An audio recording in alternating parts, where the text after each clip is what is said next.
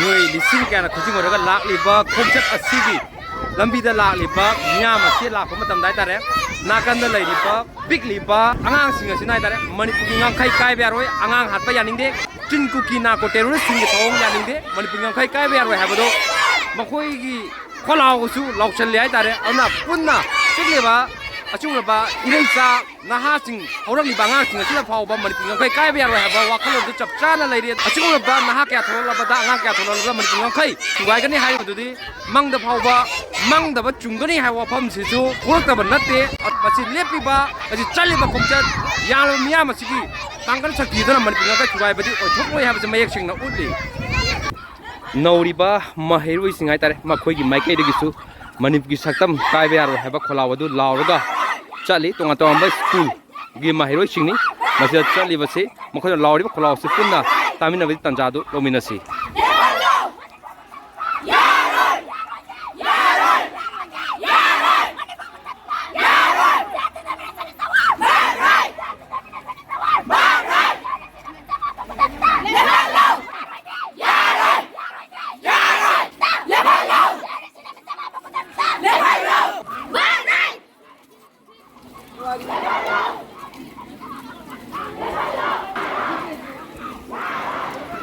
Hadi aku cuma hari ini lagi tamang bahaya betul tuan. Asmanya tham jalan gaya orang tu tahu orang leh. Benda aku di lagi tamang khotbam jukang deh.